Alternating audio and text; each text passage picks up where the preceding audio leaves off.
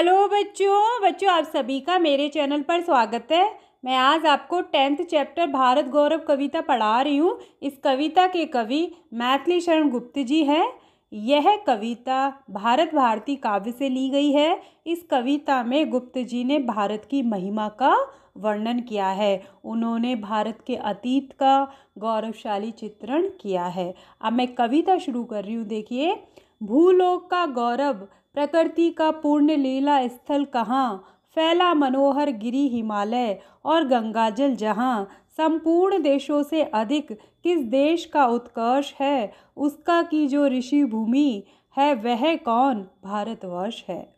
सबसे पहले इन पंक्तियों में आए हुए कठिन शब्दों का अर्थ मैं आपको बता देती हूँ। देख लीजिए, गौरव का मतलब होता है गर्व या सम्मान, और भूलोक का मतलब है पृथ्वी लोक।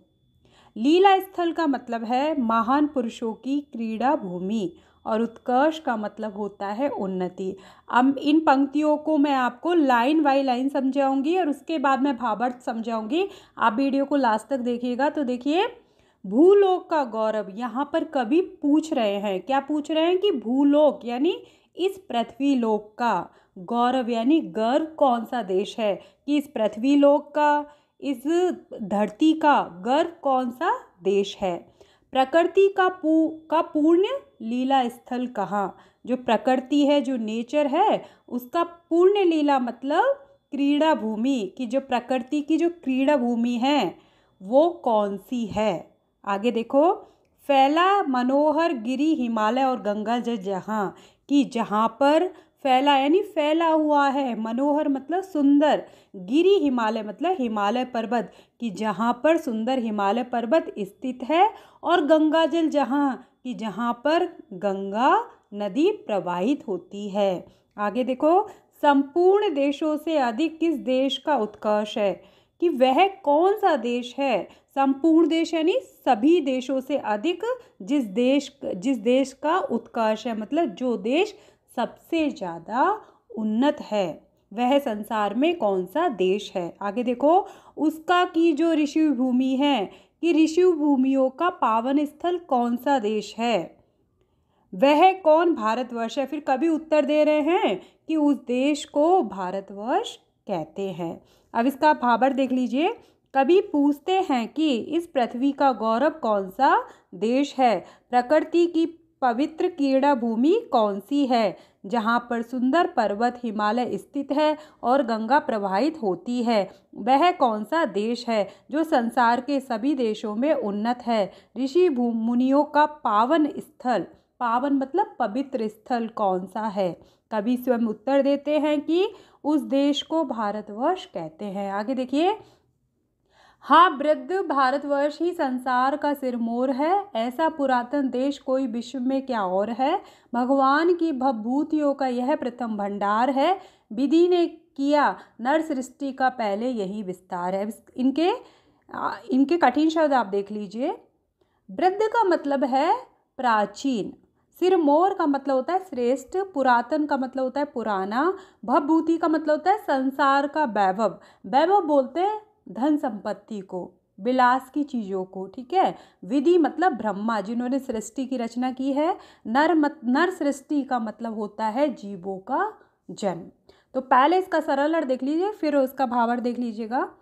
हाँ, वृद्ध भारतवर्ष ही संसार का सिरमौर है। यहाँ पर कवि कह रहे हैं कि वृद्ध मतलब प्राचीन जो भारतवर्ष है वो ही पूरे संसार का सिरमौर यानी सर्वश्रेष्ठ है, कि जो हमारा देश है भारत वो सबसे प्राचीन देश है। आगे देखो, ऐसा पुरातन देश, कि ऐसा पुरातन यानी प्राचीन पुराना देश कोई विश्व में क्या हो रहा है, कि क्या विश्व मतलब संसार है, दुनिया, क्या संसार में भारत के समान कोई दूसरा प्राचीन देश है, मतलब कोई प्राचीन देश नहीं है। भारतवर्ष ही पूरे संसार में सबसे प्राचीन देश है। आगे देखो, भगवान की भवभूतियों का यह प्रथम भंडार है, कि जो भगवान की भवभूतियों का मतलब होता है संसार का जो वैभव, जो भगवान का जो ईश्वर का जो जितना भी सांसारिक वैभव है जो ईश्वर ने बनाया है, उसका यह भारत देश संग्रहालय है। मतलब इसका कहने का भाव यहाँ पर ये है कि जो भी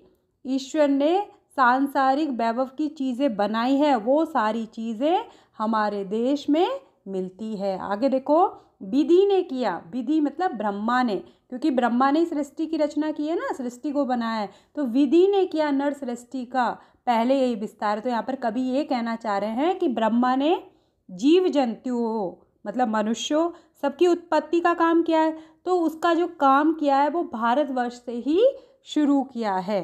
ठीक है, अब इसका भावार्थ देख लीजिए। कवि कहते हैं कि भारत विश्व में सर्वाधिक प्राचीन देश है, प्राचीन देशों में इसके मुकाबले का कोई दूसरा देश नहीं है। ईश्वर का जितना सांसारिक वैभव है उस सब का संग्रहालय भंडार भारत ही है, अर्थात भारत में सृष्टि की सर्वोत्तम, सर्वोत्तम का मतलब सबसे अच्छी चीज़ें पाई जाती है।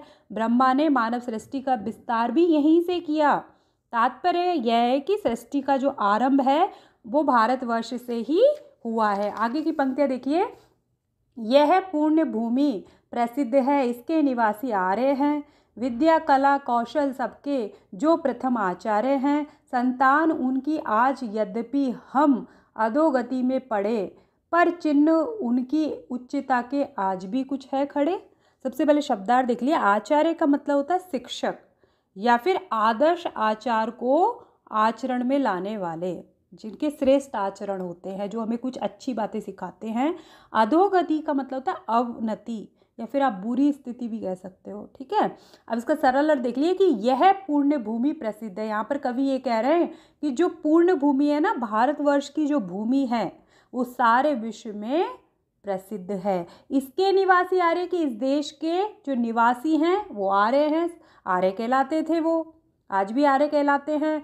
और विद्या कला कौशल सबके जो प्रथम आचार्य, कि हमारे जो फर्स्ट गुरु कौन है, आर्य। प्रथम आचार्य का मतलब जो फर्स्ट गुरु हैं, फर्स्ट हमारे जो शिक्षक हैं वो आर्य हैं। विद्या कला कौशल सबके, इसका मतलब है कि संसार को उन्होंने विद्या का, कला का और कौशल का ज्ञान दिया। संतान उनकी आज, कि हम सब उनके बच्चे हैं। ठीक है, संतान उनकी आज यद्यपि, पर जो उनकी संतान है, हम अधोगति में पड़े, पर अब हम बहुत बुरी दशा में है, बुरी स्थिति में है। पर चिन्ह उनकी उच्चता के आज भी कुछ है खड़े। पर चिन्ह का मतलब है लेकिन जो निशान है ना, उनकी उच्चता यानी उनके महान चरित्र के जो निशान है वो आज भी हम लोगों में मौजूद है, मतलब है। अब इसका भावार्थ देख लिए। भारतवर्ष की यह पवित्र धरती सारे विश्व में प्रसिद्ध है। इस देश के निवासी आर्य हैं, उन्होंने ही सारे संसार को सबसे पहले विद्या कला और कौशल का ज्ञान दिया। यद्यपि उन आर्यों की संतानें आज बुरी दशा में हैं, फिर भी उनके महान चरित्र के कुछ निशान आज भी मौजूद हैं। लास्ट की पंक्तियाँ देखिए। वे आर्य ही थे जो कभी अपने लिए जीते ना थे, वे स्वार्थरत हो मोह की मदिरा कभी पीते ना थे। संसार के उपकार हित जब जन्म लेते थे सभी, निश्चेत होकर किस तरह वे बैठ सकते थे कभी। शब्दार्थ देख लीजिए।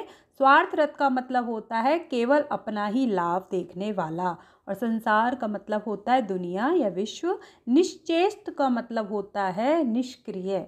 अब इसका भावार्थ देख लीजिए। वे आर्य ही थे जो अपने जीवन को कभी अपना नहीं समझते थे, उन्हें कभी अपने ही लाभ का मोह नहीं होता था। वे संसार का उपकार करने के लिए जन्म लेते थे, फिर वे निष्क्रिय होकर कैसे बैठ सकते थे। आशा करती हूँ कि आपको ये कविता समझ में आ गई होगी। धन्यवाद।